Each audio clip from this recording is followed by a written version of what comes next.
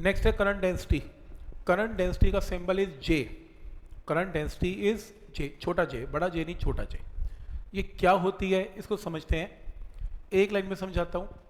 अगर आपके पास कोई एक वायर है, ये मान लो आपके पास एक वायर है और इसके अंदर करंट जा रहा है, आप इसके अंदर चले गए, इसके अंदर आपने इसका क्रॉस सेक्शनल एरिया ले लिया, मान लो ये इसका क्रॉस सेक्शन का एरिया है जो बीच में लाई करता है। इस क्रॉस सेक्शन एरिया में, इस क्रॉस सेक्शन एरिया की वैल्यू मान लो का जो एरिया है वो ए है, इसका एरिया ए है। इस क्रॉस सेक्शन एरिया में करंट मूव कर रहा है आई। तो अगर मैं इस करंट को इसके क्रॉस सेक्शन एरिया से डिवाइड कर दूं, इसे बोलते हैं करंट की डेंसिटी। कुछ भी नहीं करना, करंट को इसके क्रॉस सेक्शन एरिया से डिवाइड कर देना है तो करंट डेंसिटी आ जाएगी। ठीक, क्लियर है यहाँ तक? तो करंट डेंसिटी के अंदर कुछ भी नहीं है। अगर आपके पास मान लो कोई क्रॉस सेक्शन एरिया है, लेटर सपोज मैं सेम डायग्राम यहाँ बना रहा हूँ, तो अगर ये कंडक्टर है, इसने ऐसे लिख दिया, ये क्रॉस सेक्शन है, ये क्रॉस सेक्शन एरिया मान लो कितना है, डेल्टा एस है। पहले करंट इसमें मूव कर रहा था मान लो 1 एम्पियर, अब करंट मूव कर रहा है 3 एम्पियर। तो चेंज ऑफ करंट क्या है, 3 - 1 2 एम्पियर। तो नेट करंट कितना चला गया, 2 एम्पियर। तो मतलब चेंज इन करंट कितना है, डेल्टा आई, क्रॉस सेक्शन डेल्टा एस। तो अगर मैंने डिवाइड कर दूं तो total change in current upon total change in area को क्या बोलते हैं, या क्रॉस सेक्शन एरिया को क्या बोलते हैं, करंट डेंसिटी। पर क्योंकि ये टोटल चेंज है इसलिए इसको क्या बोलते हैं, एवरेज करंट डेंसिटी। प्रॉब्लम ये है कि करंट 1 एम्पियर से 3 एम्पियर चेंज हुआ या फिर हर घड़ी चेंज हो गया। हर घड़ी का मतलब है कि अभी आपका जो करंट था वो मान लो अभी 1 एम्पियर था, फिर 1.2 हो गया, 1.4 हो गया, 1.5 हो गया, 1.6, चेंज हो ही जा रहा है। और अगर चेंज हो ही जा रहा है हर इंस्टेंट पे, तो फिर वहाँ पर एवरेज वर्ड यूज़ नहीं करेंगे, वहाँ पर डेल्टा एस को क्या कर देंगे, थोड़ा क्या करेंगे, लिमिट लगाएंगे, छोटा कर देंगे। एरिया बड़े की बजाय बहुत छोटा ले लेंगे, क्योंकि ऐसा भी हो सकता है, ऐसा भी हो सकता है कि अगर आपके पास ये कंडक्टर है तो इस कंडक्टर के अंदर यहाँ पे अलग करंट है, यहाँ पे अलग करंट है, यहाँ पे अलग करंट है, इसलिए टोटल एरिया डेल्टा एस था, पर हम क्या लेंगे इसमें, छोटा एरिया डी एस। और छोटे एरिया में करंट कितना जा रहा है, डी आई, क्योंकि अंदर बहुत सारे करंट जा रहे हैं। इमेजिन करो, इसमें अलग, इसमें अलग, इसमें अलग, इसमें अलग। अगर तो एवरेज निकालना है फिर तो टोटल एरिया और टोटल करंट लो डिवाइड कर दो, एवरेज तो आई जाएगी। पर हो सकता है अंदर करंट डेंसिटी हर पॉइंट की डिफरेंट हो, किसी पॉइंट पे ज़्यादा करंट जा रहा है, किसी पे कम करंट जा रहा है, तो फिर हम क्या करेंगे यहाँ पर, D I by D S.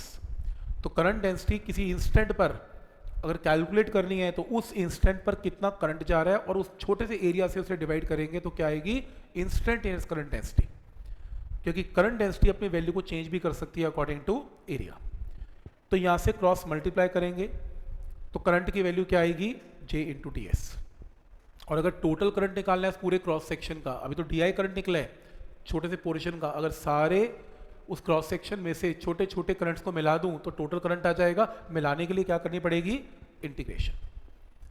तो ये इसका फॉर्मूला बनेगा। क्या नोट करना है बताता हूं आपको, करना क्या है।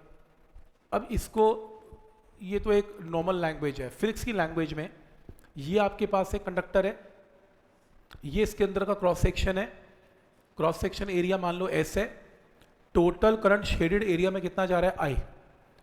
Area is a vector quantity, याद रखना, हमने फ्लक्स में भी किया था।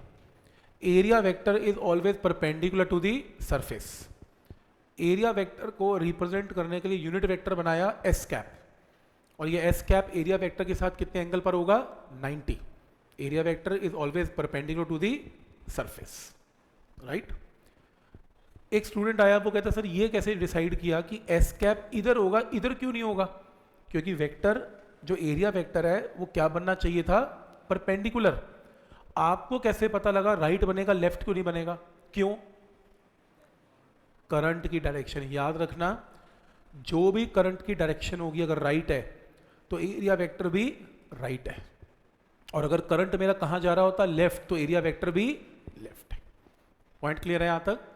तो एरिया वेक्टर राइट है या एरिया वेक्टर लेफ्ट है, कैसे डिसाइड करना है, करंट डिसाइड करेगा। तो मैंने क्या करवाया, करंट डेंसिटी क्या होती है, करंट बाय एरिया।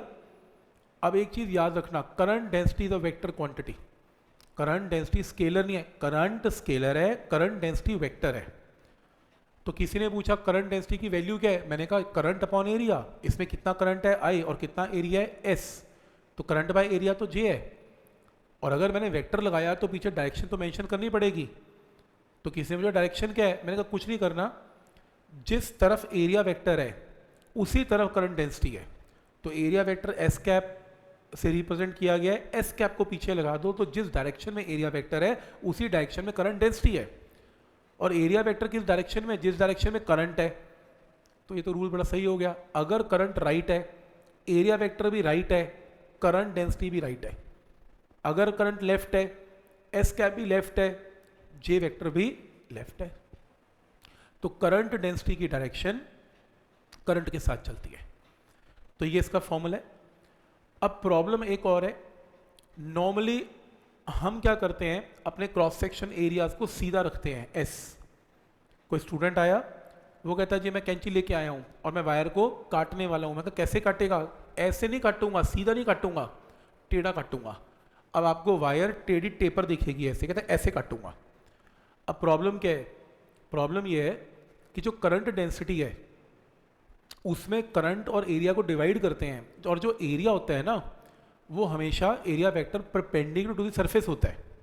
अब यहाँ पर एक प्रॉब्लम हो गई, इस स्टूडेंट ने वायर को टेढ़ा काट दिया, तो एरिया वेक्टर पहले कैसा था, सीधा था। अगर ये ऐसे होता तो एरिया वेक्टर सीधा था, अब एरिया वेक्टर सीधा नहीं होगा क्योंकि सरफेस तो ऐसी होगी। एरिया वेक्टर इसके साथ 90 पे बनेगा, तो मुझे एरिया वेक्टर का क्या लेना पड़ेगा, एक कंपोनेंट। तो अगर ये पुराना एरिया वेक्टर राइट था, यानी कि अगर ये पोर्शन स्ट्रेट था तो पुराना एरिया वेक्टर राइट था, पर यहाँ पे एरिया वेक्टर टेढ़ा हो गया तो एरिया वेक्टर यहाँ पे हो जाएगा। तो मुझे इस एरिया वेक्टर का कंपोनेंट लेना पड़ेगा जो कि क्या बनेगा, एस कॉस थीटा। तो अब मेरी करंट डेंसिटी का फॉर्मूला पता है क्या बनेगा, आई डिवाइडेड बाय एस, नहीं I divided by S cos theta, क्योंकि आपको वही कंपोनेंट लेना है जो एरिया का परपेंडिकुलर कंपोनेंट है। तो करंट डेंसिटी ये बनेगी, अगर वो वायर को सीधा काटता तो एरिया वेक्टर वापस यहां आ जाता, तो थीटा क्या होता, जीरो।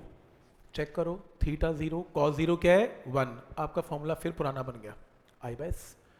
तो यानी कि अगर उसने 60 डिग्री पे काटा, या एरिया वेक्टर 60 डिग्री पे है, तो यहाँ पर एस कॉस 60 बनेगा। और अगर हम इसे क्रॉस मल्टीप्लाई कर लें तो करंट क्या आएगा, जे S cos theta, current density into area into cos theta. और क्योंकि current is a scalar and is a dot and J is a vector, S is a vector और कॉस थीटा है, it should be a dot product. तो यहाँ पर dot product use करेंगे कैसे, जे vector dot S vector. ये current की vector representation है। करंट खुद स्केलर है पर इसको वेक्टर की फॉर्म में कैसे रिप्रेजेंट करते हैं, जे वेक्टर डॉट एस वेक्टर। आप अपने फॉर्मूला रजिस्टर में पहला फॉर्मूला ये नोट करें, I is equal to J vector dot S vector. ये फॉर्मूला नोट कर लें, आई, ये फॉर्मूले को हाईलाइट करें, नोट करें, जो करना है करें। ये पहला फॉर्मूला कर लें, ये दूसरा फॉर्मूला कर लें और ये तीसरा फॉर्मूला कर लें।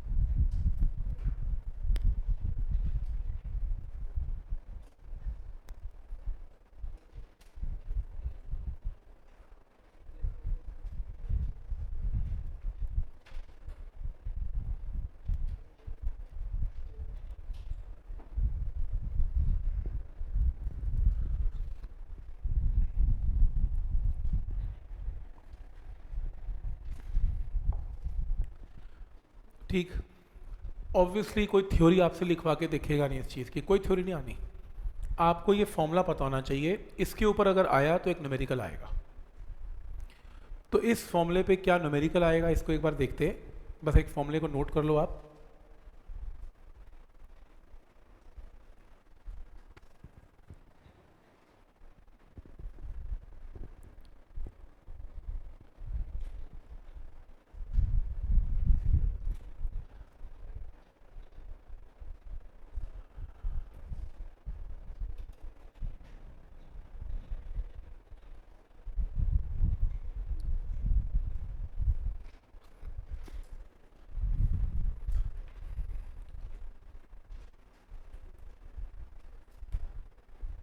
ठीक है। तो इसके अंदर जैसे क्वेश्चन ये आएगा, वो कहेगा कि एक वायर है, एक वायर में करंट ऊपर जा रहा है, एक थिक वायर है, मोटी वायर है, इसके अंदर मटेरियल है जिसमें करंट ऊपर जा रहा है। इस वायर का रेडियस कैपिटल आर है।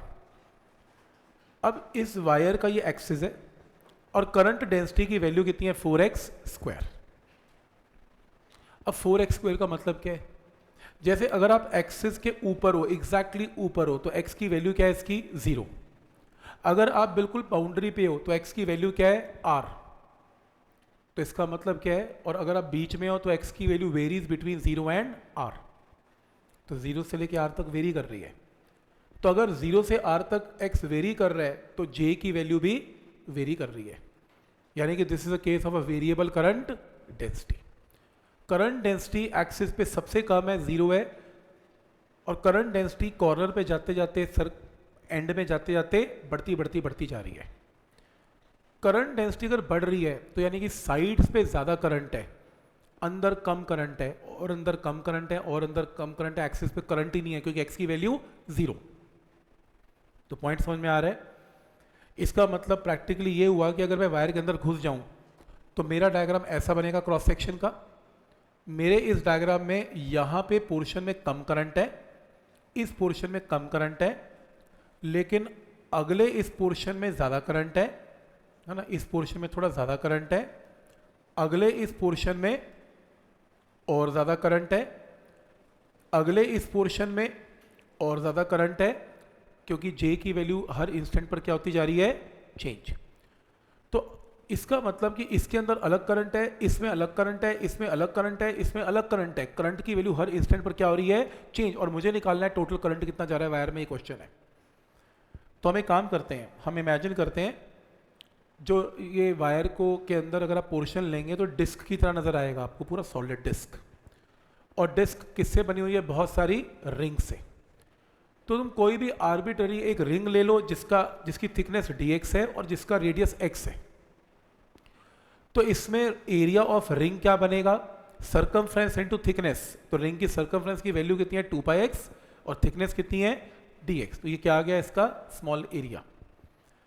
मैं क्यों निकाल रहा हूं स्मॉल एरिया, क्योंकि पहले मैं इस क्रॉस सेक्शन स्मॉल एरिया में से स्मॉल करंट निकालूंगा, फिर सारे एरियाज को मिला मिला के, सभी करंट को मिला मिला के टोटल करंट निकालेंगे। तो इसके अंदर अगर ये रिंग है तो रिंग की di की वैल्यू है, ये बताओ करंट कहां पर है, ऊपर। करंट डेंसिटी भी कहां होगी, ऊपर। एरिया वेक्टर भी कहां होगा, ऊपर।